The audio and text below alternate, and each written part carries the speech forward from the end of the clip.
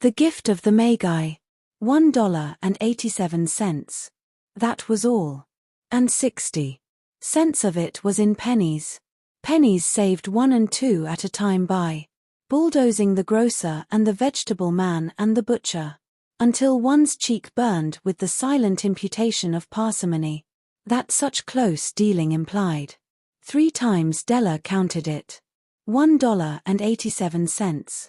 And the next day would be Christmas. There was clearly nothing left to do but flop down on the shabby little couch and howl. So Della did it.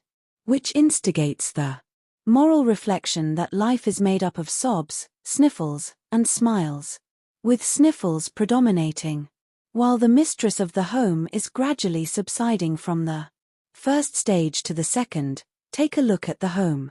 A furnished flat. At $8 per week. It did not exactly beg a description, but it certainly had that word on the lookout for the mendicancy squad. In the vestibule below was a letterbox into which no letter would go, and an electric button from which no mortal finger could coax a ring. Also appertaining thereunto was a card bearing the name Mr. James Dillingham Young. The Dillingham had been flung to the breeze during a former period of prosperity when its possessor was being paid $30 per week.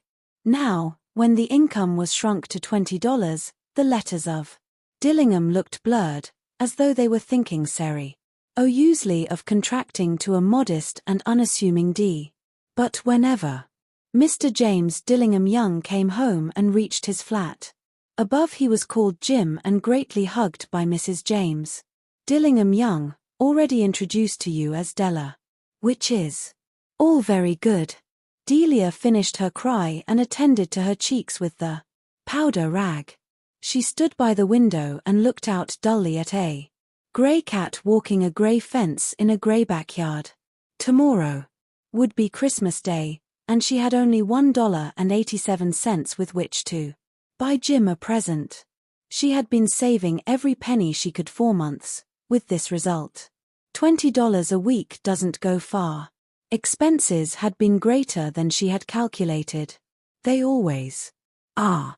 Only $1.87 to buy a present for Jim. Her Jim. Many a happy hour she had spent planning for something nice for him. Something fine and rare and sterling, something just a little bit near to being worthy of the honor of being owned by Jim. There was a pierglass between the windows of the room. Perhaps you have seen a pierglass in an $8 flat. A very thin and very agile person may, by observing his reflection in a rapid sequence of longitudinal strips, obtain a fairly accurate conception of his looks. Della, being slender, had mastered the art. Suddenly she whirled from the window and stood before the glass. Her eyes were shining brilliantly, but her face had lost its color within 20 seconds. Rapidly she pulled down her hair and let it fall to its full length. Now, there were 2 possessions of the James Dillingham Youngs in which they both took a mighty pride. One was Jim's gold watch that had been his father's and his grandfather's. The other was Della's hair. Had the Queen of Sheba lived in the flat across the airshaft, Della would have let her hair hang out the window some day to dry just to depreciate Her Majesty's jewels and gifts. Had King Solomon been the janitor, with all his treasures piled up in the basement, Jim would have pulled out his watch every time he passed, just to see him pluck at his beard from envy. So now Della's beautiful hair fell about her, rippling and shinning like a cascade of brown waters. It reached below her knee and made itself almost a garment for her. And then she did it up again, nervously and quickly. Once she faltered for a minute and stood still while a tear or two splashed on the worn red carpet. On went her old brown jacket, on went her old brown hat. With a whirl of skirts and with the brilliant sparkle still in her eyes, she fluttered out of the door and down the stairs to the street, where she stopped. The sign read, MME Sophrony. Hair goods. Of all kinds. One flight up Della ran, and collected herself, pant-ing. Madam, large, too white, chilly, hardly looked the Sophrony. Will you buy my hair? Asked Della. I buy hair, said Madam. Take your hat off and let's have a sight at the looks of it. Down rippled the brown cascade. $20, said Madam. Lifting the mass. Give it to me quick, said Della. Oh, and the next 2 hours tripped by on rosy wings. Forget the hashed metaphor. She was ransacking the stores for Jim's present. She found it at last. It surely had been made for Jim and no one else. There was no other like it in any of the stores, and she had turned all of them inside out. It was a platinum fob chain, simple and chaste in design, properly proclaiming its value by substance alone and not by meretricious ornamentation, as all good things should do. It was even worthy of the watch. As soon as she saw it, she knew that it must be Jim's. It was like him. Quietness and value, the description applied to both. $21 they took from her for it, and she hurried home with the 87 cents. With that chain on his watch, Jim might be properly anxious about the time in any company. Grand as the watch was, he sometimes looked at it on the sly on account of the old leather strap that he used in place of a chain. When Della reached home, her intoxication gave way a little to prudence and reason. She got out her curling irons and lighted the gas and went to work repairing the ravages made by generosity, added to love, which is always a tremendous task, dear friends, a mammoth task. Within 40 minutes her head was covered with tiny, close-lying curls that made her look wonderfully like a truant schoolboy.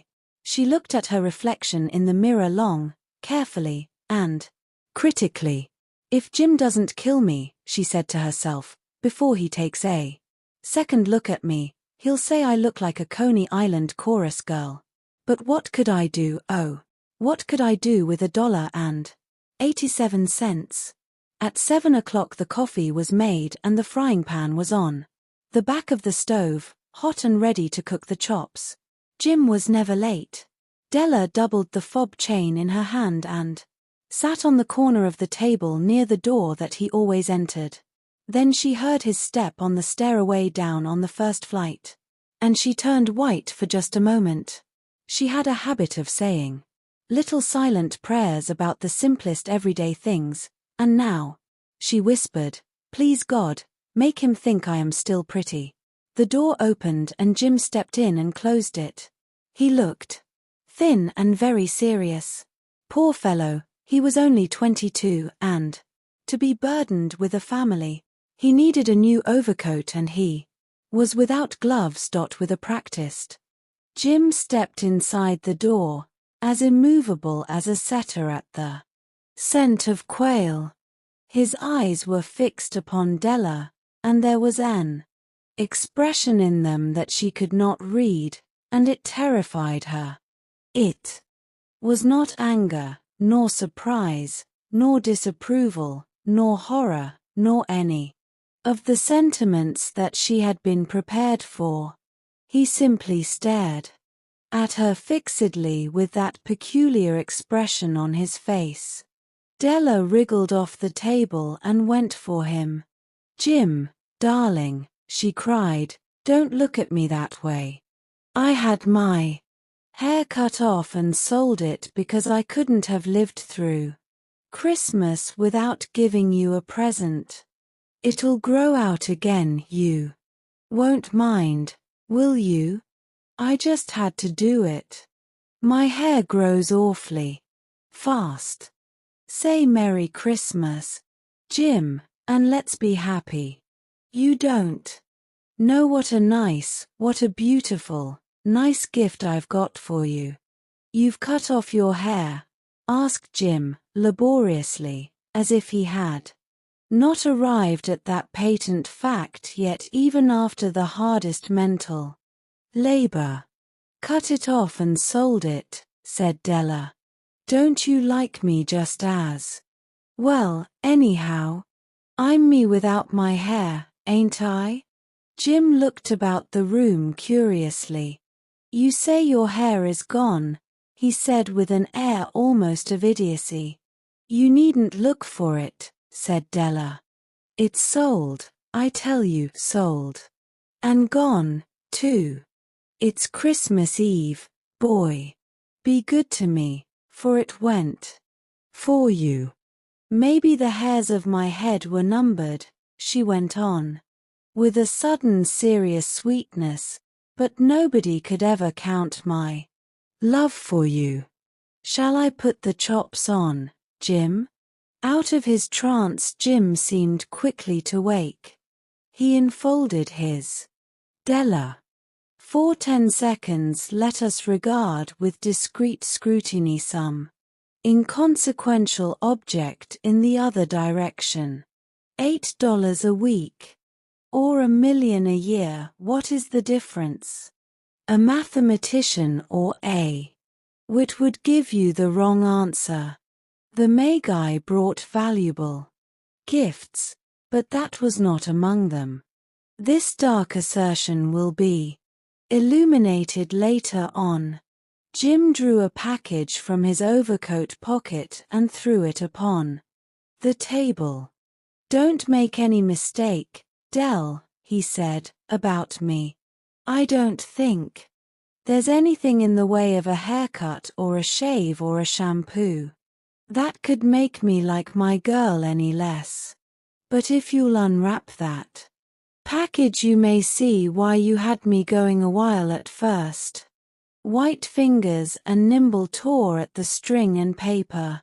And then an ecstatic scream of joy, and then, alas, a quick feminine change to hysterical tears and wails, necessitating the immediate employment of all the comforting powers of the lord of the flat, for there lay the combs, the set of combs, side and back, that Della had worshipped for long in a Broadway window. Beautiful combs, pure tortoiseshell, with jeweled rims, just the shade to wear in the beautiful vanished hair. They were expensive combs. She knew, and her heart had simply craved and yearned over them, without the least hope of possession. And now they were hers, but the tresses that should have adorned the coveted adornments were gone. But she hugged them to her bosom, and at length she was able to look up with dim eyes and a smile and say, "My hair grows so fast, Jim."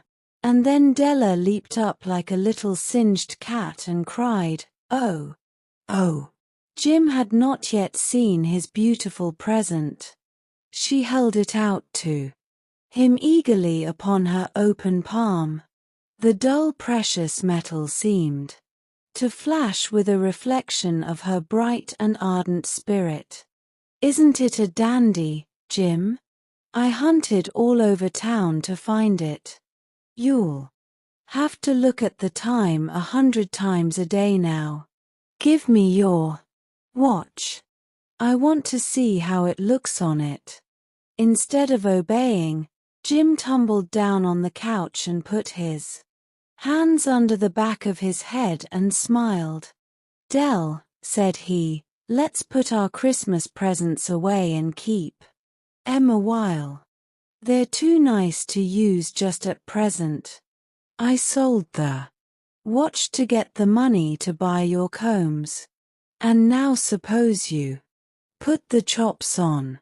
The Magi, as you know, were wise men, wonderfully wise men, who brought gifts to the babe in the manger.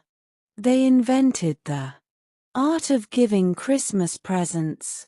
Being wise, their gifts were no doubt wise ones, possibly bearing the privilege of exchange in case of duplication. And here I have lamely related to you the unevent full chronicle of 2 foolish children in a flat who most unwisely sacrificed for each other the greatest treasures of their house. But In a last word to the wise of these days, let it be said that of all who give gifts, these two were the wisest. Of all who give and receive gifts, such as they are wisest. Everywhere they are wisest. They are the Magi.